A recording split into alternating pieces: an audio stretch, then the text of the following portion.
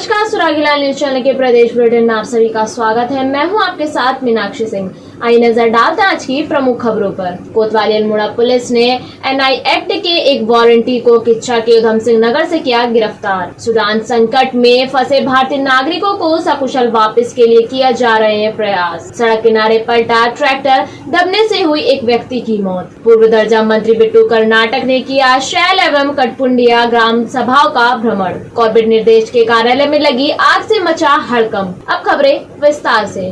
Almora SSP द्वारा जनपद के सभी थाना चौकी प्रभारियों को माननीय न्यायालय द्वारा जारी समन, नोटिस एवं वारंट आदि की 100% तामीली कर वारंटियों की गिरफ्तारी हेतु कड़े निर्देश दिए गए हैं। आपको बता दें कि अल्मोड़ा पुलिस द्वारा न्यायालय से धारा 148 एनआई एक्ट के तहत जारी गिरफ्तारी वारंट में संबंधित वारंटी निवासी इस्लाम नगर वार्ड के चौदम सिंह नगर से गिरफ्तार कर अग्रिम आवश्यक कार्यवाही की गई है। संवाददाता हेमंत सिंह मेहरा की रिपोर्ट।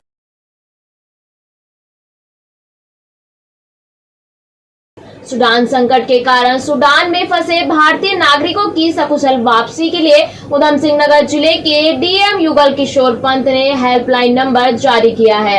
आपको बता दें कि डीएम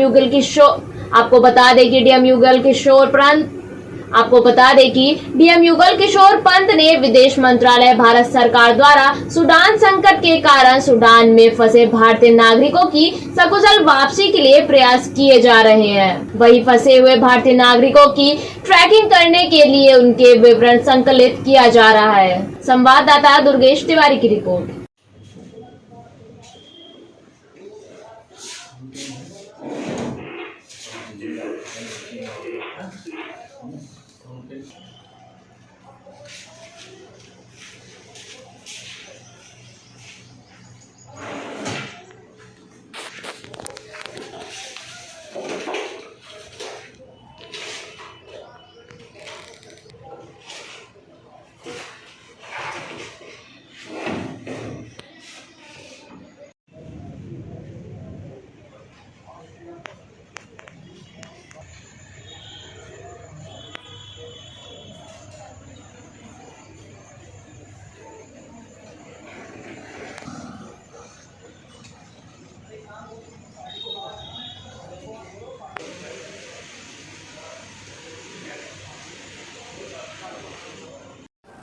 जनपद में हमारे 2 नंबर हैं, 1077 जो आपदा कंट्रोल रूम का है और 112 जो पुलिस कंट्रोल रूम का है।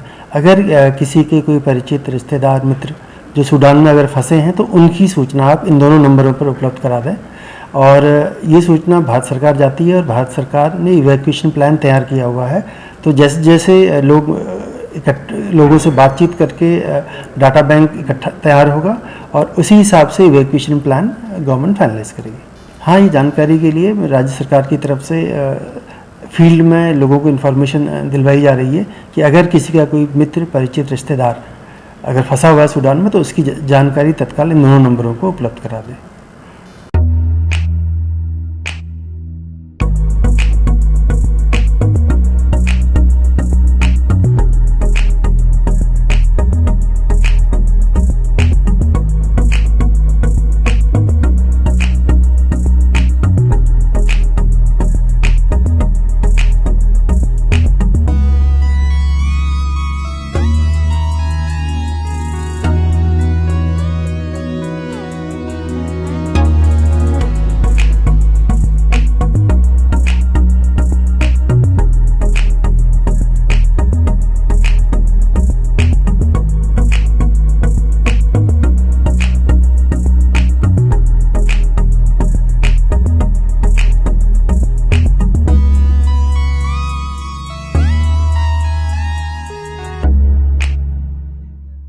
पंतनगर में अनियंत्रित होकर सड़क के किनारे पलटा ट्रैक्टर के नीचे दबकर चालक की मौत हो गई। सूचना मिलने पर पंतनगर पुलिस ने मौके पर पहुंचकर शव को कब्जे में लिया।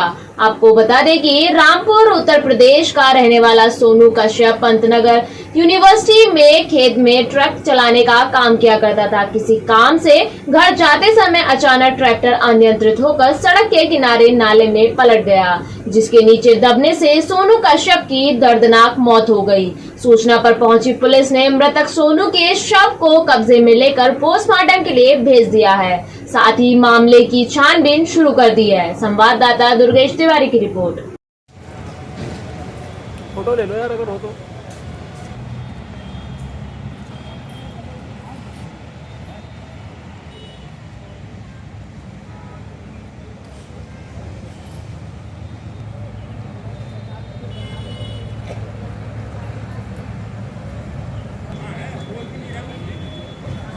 हाँ है।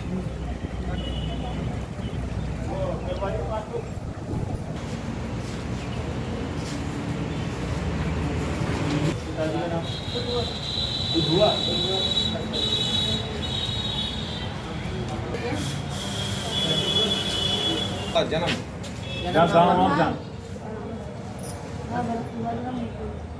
यहाँ का आधार कार्ड बना होगा, सब कुछ राशन कार्ड बना होगा, वोटर बना होगा। आजकल कहाँ रह रहे हो? वहीं जमीन जायदाद काम धंधा सब वही चल रहा है। वैसे आ रखे हो 40 साल से आ रहे हैं। कहाँ रह रहे हो 40 साल से? वहाँ का पता बताओ। गगनपुर ना, अब 5 लोग ऐसा ना।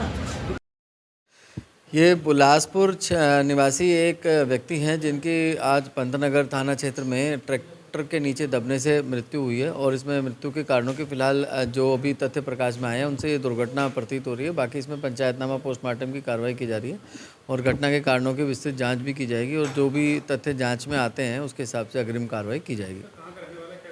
ये बिलासपुर के रहने वाले हैं और ये बेसिकली वहीं खेती का काम करते थे, कुछ कॉन्ट्रैक्ट पे फार्मिंग थी इनकी अंदर, उसी में ही काम करते थे। कांग्रेस के वरिष्ठ प्रदेश उपाध्यक्ष एवं पूर्व दर्जा मंत्री बिट्टू कर्नाटक ने ग्राम सभा शैल एवं कटपुंडिया क्षेत्र का भ्रमण कर जनता की समस्याएं सुनते हुए उनके निस्तारण के लिए समक्ष अधिकारियों से वार्ता की। आपको बता दें कि शैल ग्राम सभा के लोगों ने पूर्व दर्जा मंत्री से कहा कि यहां सड़क से लगे भवन स्वामियों में भय है कि यहां राष्ट्रीय राजमार्ग का चौड़ीकरण होने पर उनके भवन टूटने का खतरा है। वहीं पूर्व दर्जा मंत्री बिट्टू कर्नाटक ने लोगों से कहा है कि केंद्रीय सड़क एवं परिवहन मंत्री नितिन गडकरी से वार्ता की गई है। साथ ही अपील की गई है कि राष्ट्रीय राजमार्ग को नगर से नाल लाकर अन्य बाईपास बनाकर मकानों को बचाया जाए। वही जनता की मांग पर बिट्टू कर्नाटक ने पुनः राष्ट्रीय राजमार्ग के अधिशासी अभियंता से दूरभाषा पर वार्ता कर कटपुड़िया बाजार में स्पीड ब्रेकर लगाने की मांग की है। संवाददाता हेमंत सिंह मेहरा की रिपोर्ट।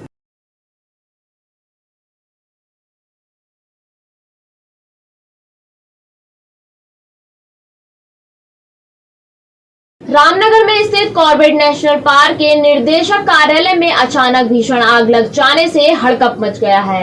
आपको बता दें कि कार्यालय में मौजूद कर्मचारियों ने बाहर निकलकर आग बुझाने का प्रयास किया, लेकिन वह सफल नहीं हो पाए। जिसके बाद सूचना पर मौके पर पहुंचे दमकल कर्मियों ने कड़ी मशक्कत के बाद कार्यालय में लगी आग पर काबू पाया, जिसके बाद कार्यालय में मौजूद कर्मचारियों ने राहत की सांस ली। वही दमकल विभाग के कर्मचारियों का कहना है कि कार्यालय में लगे एसी के कंप्रेसर में बिजली के शॉर्ट सर्किट के कारण यहां आग लगी थी। संवाददाता कैलाश याल की रिपोर्ट।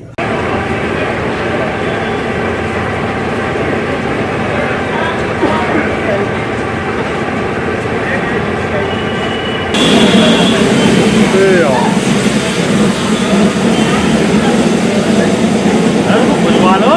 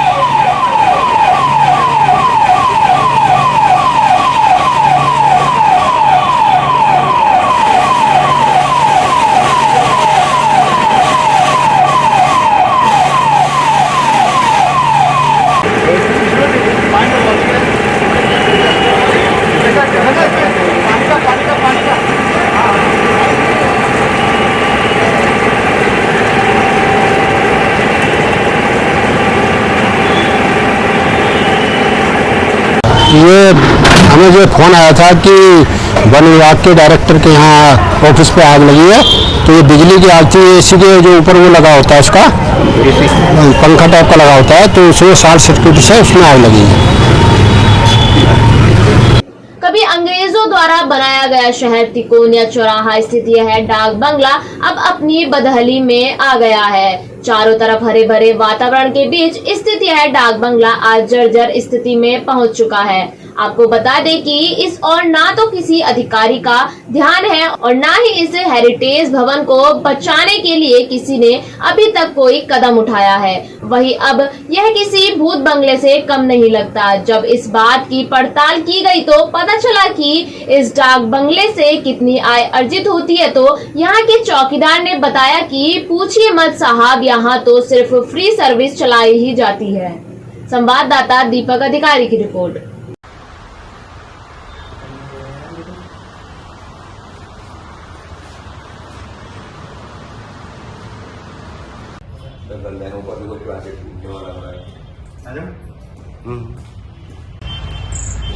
सौंदर्यीकरण होना है फिर इसका भी है, करवा देंगे।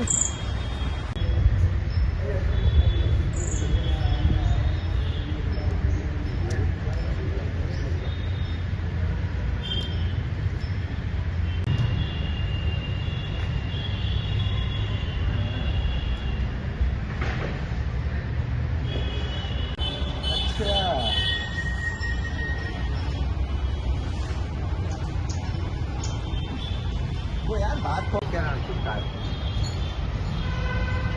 कोई तो है जो बता रहा है यार।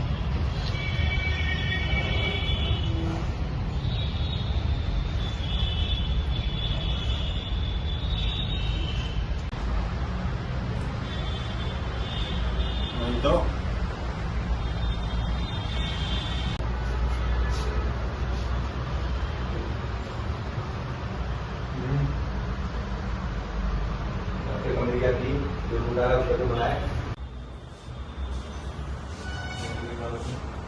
एक मिनट कर रहा हूँ मैं भी। हाँ, के बीचों बीच में पीडब्ल्यूडी का गेस्ट हाउस है, जिसकी जो बुकिंग है वो एक यहाँ हमारे यहाँ से की जाती है और साथ ही जो इसमें किराया है वो पीडब्ल्यूडी को जाता है और इसका मेंटेनेंस भी वही देखते हैं। तो इस शहर के बीचों बीच के गेस्ट हाउस का अगर रिनोवेशन होता है तो निश्चित ही ये बहुत उपयोगी सिद्ध होगा। जी, ये पीडब्ल्यूडी का इंस्पेक्शन हाउस ज़रूर है, लेकिन इसके जो आरक्षण अधिकारी हैं वो सिटी मजिस्ट्रेट है। सिटी मजिस्ट्रेट जिनको भी यहाँ भेजती होंगी वो यहाँ पर आते हैं।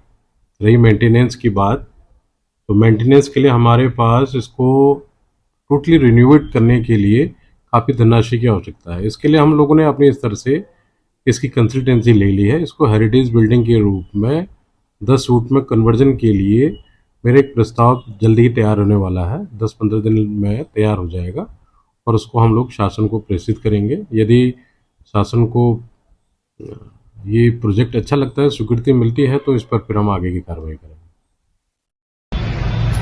देखो, मैं 85 से यहाँ पर हूँ सिरोडी में। 40 साल की नौकरी होने को जा रही है, लेकिन डांगरी की स्थिति बहुत खराब है। सभी शहर में है, ये शहर के आने जाने वाले रात दिन आते हैं जाते हैं, कोई एक रुपया रजिस्टर नहीं भर जाता है। फ्री के आते हैं, फ्री चल देते हैं। मैंने कहा वहाँ से बुक करा रखा, वहाँ से रजिस्टर भराओ। हम यहाँ से आइडियल के यहाँ सिटी मजिस्ट्रेट के यहाँ थोड़ी जाएंगे रजिस्टर भराने। तो इस हिसाब से ऐसी स्थिति बहुत खराब है। कितना साल हो गए आपको यहाँ सेवा देते? मैं साहब मेरे को मैं 85 का हूँ यहाँ पर। 85 से लगा लो 23 साल। इसकी इस दुर्दशा के पीछे किसको वजह मानते हैं आप? पता बोलेंगे किसको मानते हैं भाई, ये तो सरकार का ही वजह है और क्या है किसकी है? सरकार अगर एक देख करती, इसमें वो रहती, गार्ड रहता, इसकी मेंटेनेंस होती है, कुछ तो होता।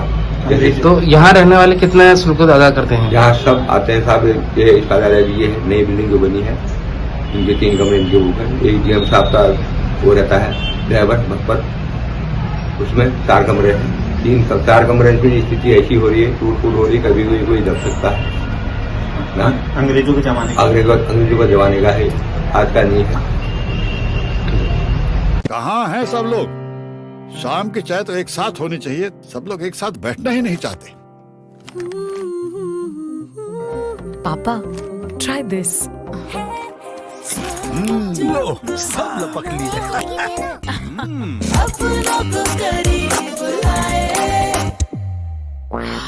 ये क्या हाल कर दिया है रूम का? बस कल से चाय कल से चाय मेरे रूम में। देवर पान नमकीन को करीब। प्रदूषण को कम करने हेतु उत्तराखंड परिवहन निगम ने सीएनजी बसों का संचालन शुरू कर दिया है।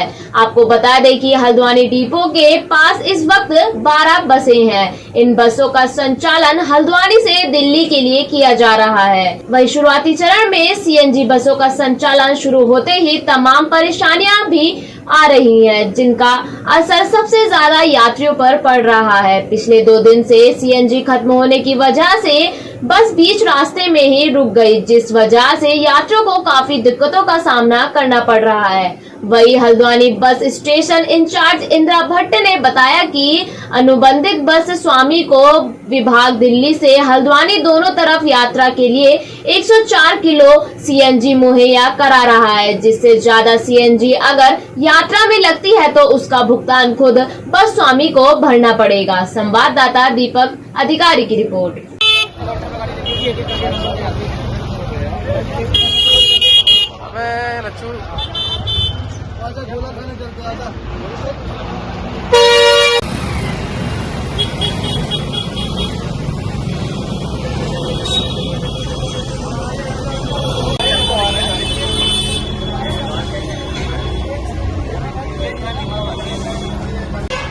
सर थोड़ा स्पेस देना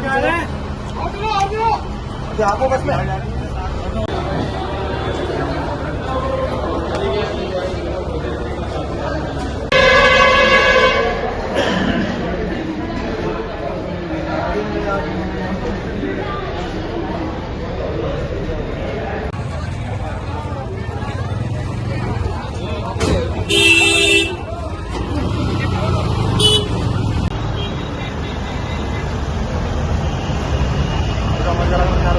कि सीएनजी अभी इन लोगों के टैंक थोड़ा सा प्रॉपर नहीं है, तो जिससे फुल सीएनजी उन पर नहीं पूरी एब्जॉर्ब कर पा रही हो।